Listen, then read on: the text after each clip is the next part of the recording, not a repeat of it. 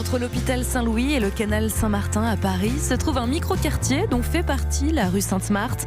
Une rue très colorée qu'Anne Hidalgo veut garder telle qu'elle. Elle parle d'ailleurs de ce combat avec Frédéric Tadei tout de suite sur Europe 1.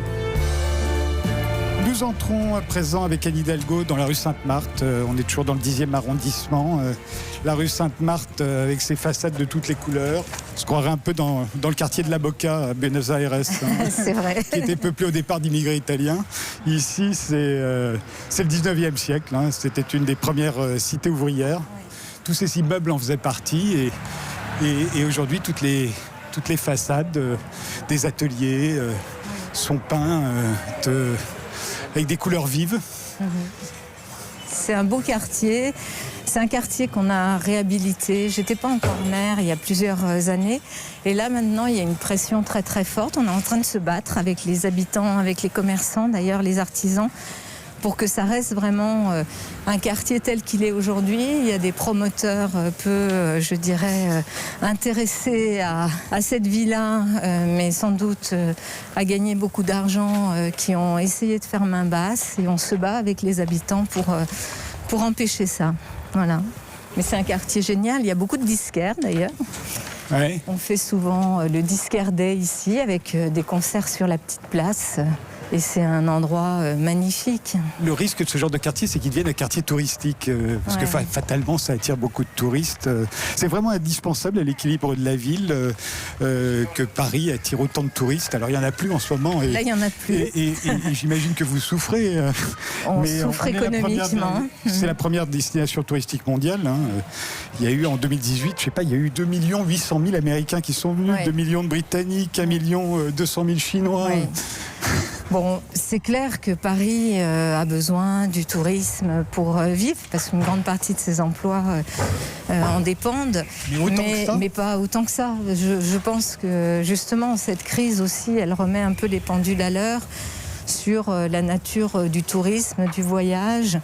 J'ai jamais été très fan du tourisme dit de masse. Et là, c'est vrai qu'on travaille beaucoup sur comment vont se réorganiser tous ces voyages touristiques à l'échelle internationale et quelle sera la place de Paris.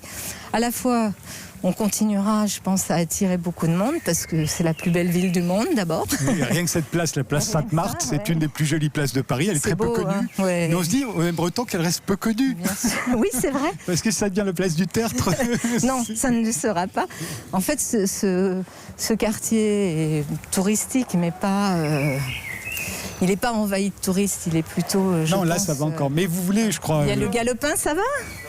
Oui, ça y est, vous vous préparez ? Bonjour. Ouais, on espère. Ouais. On espère que surtout les rues vont être piétonnes. Vous allez pouvoir vous mettre sur la place. Ça, on attend la décision de la mairie. On croise les doigts. On est pour, je vais en parler je demain. sais, c'est ce que j'ai cru comprendre. Mais là, si vous vous entendez avec tous vos collègues, on peut même imaginer de fermer les rues autour, là, de temps en temps.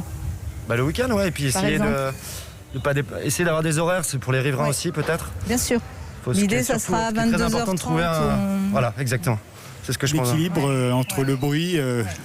c'est la charte qu'on va vous proposer. Mais c'est ça qui est toujours compliqué, quoi. Donc c'est que tout le monde soit content et puis...